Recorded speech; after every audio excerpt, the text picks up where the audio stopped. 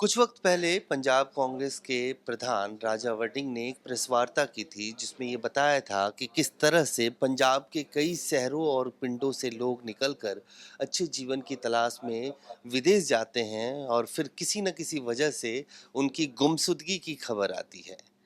एक बार फिर ये ऐसे लोग जो पंजाब से हैं और देश के दूसरे प्रांतों से हैं आज पंजाब भवन पहुंचे हैं क्योंकि राजा वड़िंग ने कल जीरो आवर में लोकसभा में इनके मुद्दे को उठाया और वो एक जो पत्र है जो उन्होंने जो जीरो आवर में मेंशन किया है वो भी हम इसके साथ दिखा रहे हैं। बात करेंगे, तीन लोग आए हैं जालंधर से, संगरूर से और अमृतसर से। सबसे पहले आप संगरूर से आए हैं।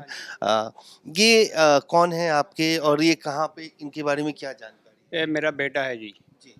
ਤੇ ਰਸ਼ੀਆ ਦੇ ਵਿੱਚ ਇਹ ਗਿਆ ਸੀਗਾ ਜੀ ਟੂਰਿਸਟ ਵੀਜ਼ੇ ਤੇ टूरिस्ट वीजे पे ਹਾਂ ਜੀ 3 ਮਹੀਨੇ ਦਾ ਹੁੰਦਾ ਜਾਂ ਕਿੰਨੇ ਚਿਰ ਦਾ ਵੀ ਸੀਗਾ ਜੀ ਟੂਰਿਸਟ ਵੀਜ਼ਾ ਸੀਗਾ ਜੀ ਇਹਦਾ। कब गए थे? ਇਹ 2023 ਦਾ 12ਵਾਂ ਮਹੀਨਾ ਸੀਗਾ जी। अच्छा, दिसंबर 2023 में ਹਾਂ गए थे। ਹਾਂ ਜੀ।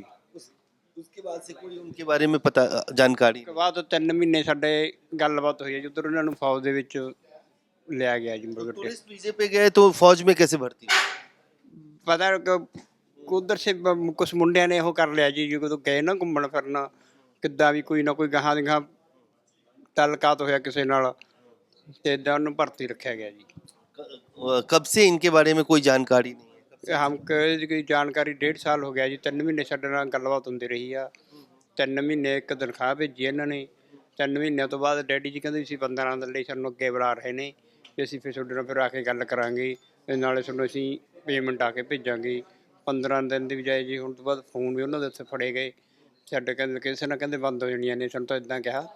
ਫੋਨ ਫੜੇ ਗਏ ਸੀਗੇ ਜੀ, ਫੌਜ ਵਾਲਿਆਂ ਨੇ ਫੜ ਲਏ ਤੇ ਸਾਡੀ ਹੁਣ ਤੱਕ ਕਿਸੇ ਵੀ ਜਿੰਨੇ ਵੀ ਸਾਰੇ 12-13 ਬੱਚੇ ਨੇ ਕਿਸੇ ਦਾ ਵੀ ਫੋਨ 'ਤੇ ਕੋਈ ਕਨੈਕਟ ਨਹੀਂ ਹੋ ਰਿਹਾ ਤੇ ਕੋਈ ਵੀ ਗੱਲਬਾਤ ਨਹੀਂ ਹੋ ਰਹੀ ਜੀ। ਹੁਣ ਅਸੀਂ ਬਹੁਤ ਪਰੇਸ਼ਾਨੀ ਜਾਂ ਅਸੀਂ ਪੰਜਾਬ ਸਰਕਾਰ ਨੇ ਵੀ ਬਹੁਤ ਮੁੱਦੇ ਉਠਾਏ ਆ ਜੀ, ਉਹਨਾਂ ਨੇ ਵੀ ਨਹੀਂ ਸਾਡੀ ਸੁਣੀ ਹੈਗੀ। ਪੱਤਰਕਾਰਾਂ ਨੇ ਖਬਰਾਂ ਬਹੁਤ ਲਗਾਈਆਂ ਨੇ, ਕੋਈ ਵੀ ਸਾਡੇ ਕਿਸੇ ਨੇ ਵੀ ਸਾਡੇ ਤਾਂ ਇੱਕ ਵੀ ਮਾੜਾ ਜਿਹਾ ਵੀ ਦਰਦ ਸਾਡਾ ਮਹਿਸੂਸ ਕਰਿਆ ਜੀ। ਹੁਣ ਸਾਡਾ ਅਸੀਂ ਰਾਜਾ ਵੜਿੰਗ ਜੀ ਨੂੰ ਸਾਡੀ ਬੇਨਤੀ ਇਹਨਾਂ ਨੇ ਪ੍ਰਵਾਨ ਕਰੀ ਹੈ ਜੀ, ਇਹ ਸਾਡਾ ਕੋਈ हल करनगे जी। अब आप क्या चाहते हैं, सरकार से क्या चाहते हैं? सरकार क्या से चाहते हैं जी हमको बच्चे पहले तो बच्चों का सानू जरूरी आ जी पता लगना। सानू हजे तक बच्चों की प्रॉब्लम हैगी भी हैगी या कि नहीं हैगी, अज तो दस ही नहीं रहे जी। मैं आपके बच्चे का नाम क्या? बुद्ध राम सिंह है जी। हाँ जी। यही है कि विदेश मंत्रालय राजा वड़िंग ने इसको लेकर लोकसभा में, पार्लियामेंट में मुद्दा उठाया है। अब हाँ चाहते हैं कि सरकार इस पे काम करे। हाँ जी। हाँ सरकार नूं चाहिए जी, करना चाहिए। अब तो देश का बच्चे ने जी, सरकार नहीं करू होर कौन करू जी। देश हक बनता सरकार का करन दा।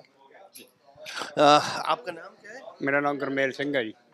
आप भाई साहब, आप पिछली बार भी आप आए थे, आपकी बात रखी गई थी प्रेस कॉन्फ्रेंस में, क्या हुआ? आप कोई और बात आई, नई बात सामने आई? नहीं सर, अभी तो नहीं। अभी तो हमको फिर दोबारा जो है राजा वड़िंग जी ने यहाँ पे बुलाया, क्योंकि उन्होंने शायद लोकसभा में भी इसका मुद्दा जो उठाया है तो उसी सिलसिले में बुलवाया था। और दूसरी बात, हम खुद रशिया जाने वाले हैं कुछ बंदे, तो इस मामले में हमने उससे कुछ फंड्स की जो गुजारिश की थी तो वो उन्होंने प्रवान की है। तो इसी मामले में थोड़ा सा मिलने, ये भी एक तरीका कि हमने उनसे ये भी मिलने आए थे यहाँ पे। तो क्योंकि बाकी किसी गवर्नमेंट ने हमारा साथ नहीं दिया। जैसे मैंने एक दो बार सर से बात की, तो जो उनके पीए हैं उन्होंने उनसे बात करवाई, तो मैंने उनसे अपनी दरख्वास्त जो भी था मैंने उनको बताया कि ऐसे ऐसे करके एजेंटों ने जो हमारे साथ धोखाधड़ी कर रखी है और हमारे जो बच्चे हैं वो मिसिंग है। मैं बार बार विदेश मंत्रालय जाके थक चुका हूँ और अपनी गवर्नमेंट जो अपने सीएम साहब हैं उनसे बार बार दरख्वास्त करके जो थक चुका हूँ, या उनको मेल करके थक चुका हूँ, या भारतीय विदेश मंत्रालय को मेल करके थक चुका हूँ। तो आप जो मेरा मुद्दा है वो पार्लियामेंट में ज़रूर उठाइए, क्योंकि ये 14 बंदे, जो 15 बंदे हैं, ये बहुत ही मिडिल क्लास फैमिली से, उनके साथ मेरा भी यही कंडीशन है। क्योंकि मैं खुद भी, मैंने आपको बताया था कि मैं 31,40,000 रुपये दे चुका हूँ। उसके बाद मैंने एक रशिया का दौरा भी किया, जो पिछली बार जाके आया हूँ।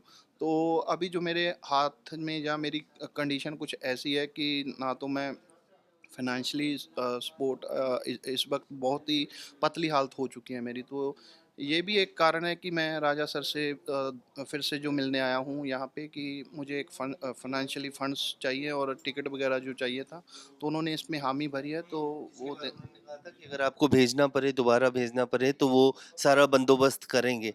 लेकिन इसमें काम तो भारत सरकार को करना है, भारत सरकार के विदेश मंत्रालय को करना है।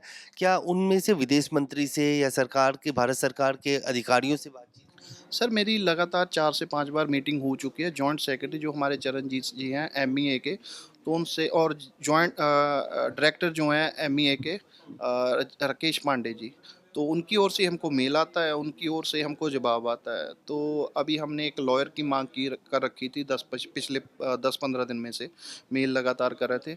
अभी रिसेंट उसका कोई जवाब नहीं आया था। जैसे ही उनको शायद पता चला होगा कि हम फिर से दिल्ली आ रहे हैं और सभी इकट्ठे हो रहे हैं, तो कल शाम को ही हमको मेल का जो है तुरंत जवाब आ गया कि हम इस प्रयास में लगे हुए हैं कि आपको एक डिप्लोमेट लेटर दिया जाए, जिसमें हमने मांगा था उनसे कि हमको, क्योंकि पिछली बार उन्होंने, जब मैं गया था, उन्होंने आश्वासन दिया था कि आपके साथ एक काउंसलर जो है आपकी हेल्प करने के लिए रहेगा।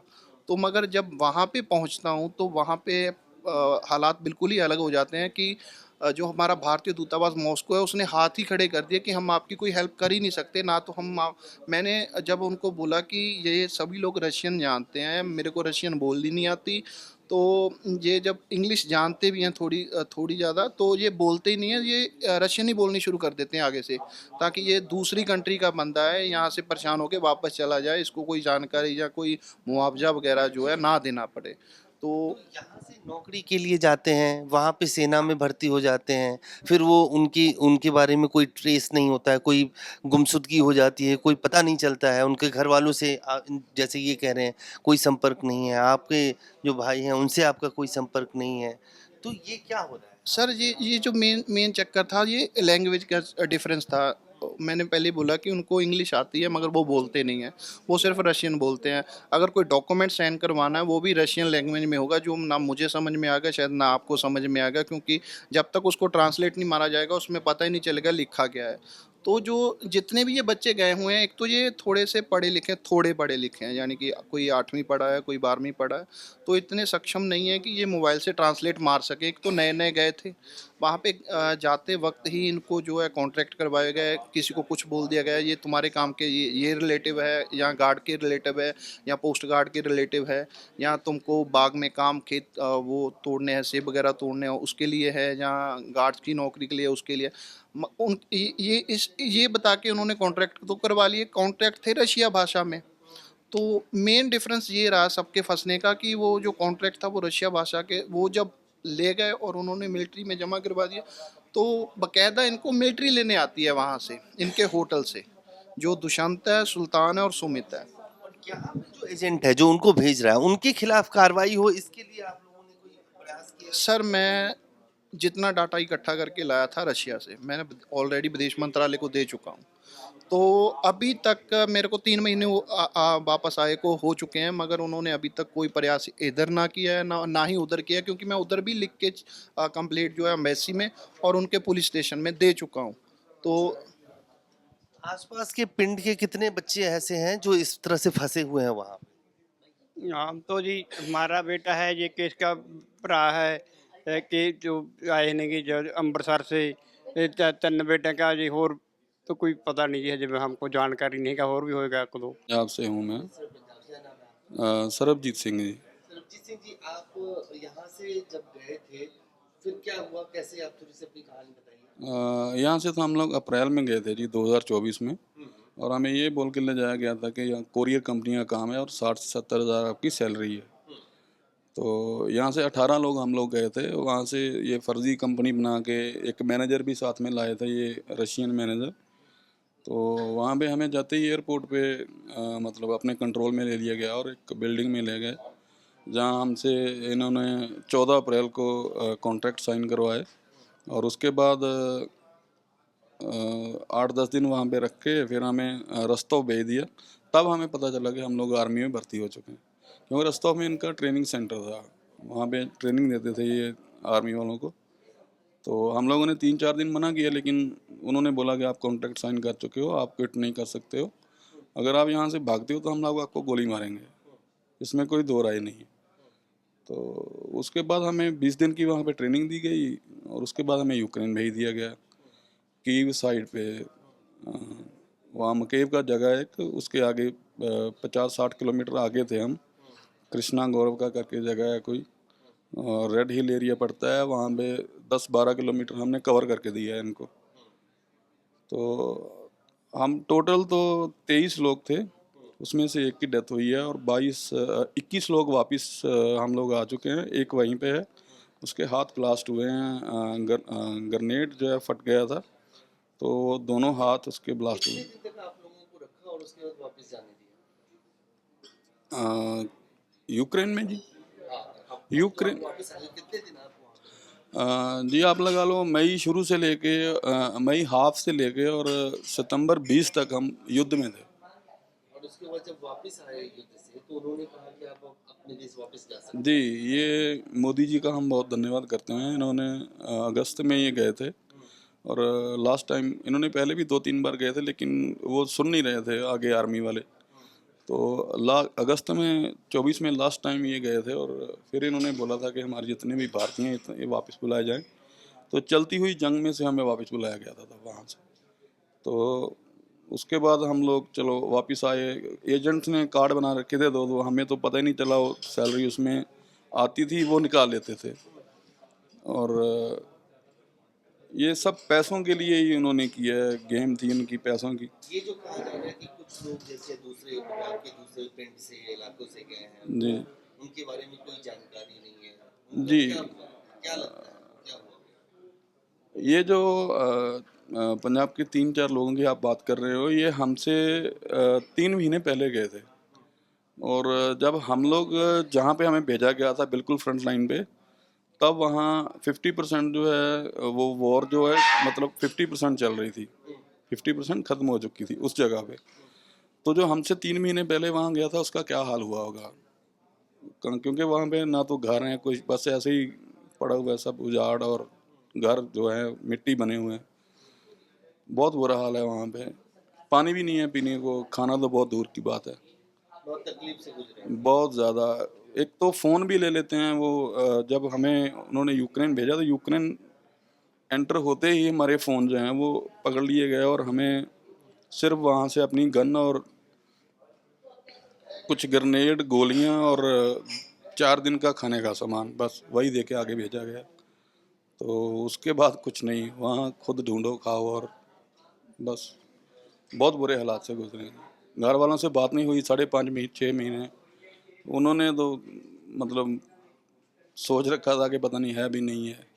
तो अभी चलो इनकी भाइयों की मदद कर रहा हूँ मैं, और मेरे भी चलो वहाँ कुछ पैसे पड़े हुए हैं, क्योंकि जो मैं आते टाइम ब्लॉक करवाया था कार्ड वगैरह अपने, तो सैलरी मेरी बाद में आई है। तो अभी मैं जगदीप जी हैं इनके साथ जा रहा हूँ। तो राजा वड़िंग जी के साथ पास हम पहले भी आए थे 21 जून को, और इन्होंने हमें आश्वासन दिया था कि हम आपकी ज़रूर हेल्प करेंगे, तो इन्होंने मुद्दा उठाया भी है। तो अभी फिर हम इनसे मिलने आए हैं, बात करने आए हैं कि आगे हम क्या कर सकते हैं। विदेश मंत्रालय वालों से भी हमने काफ़ी मीटिंग की हैं।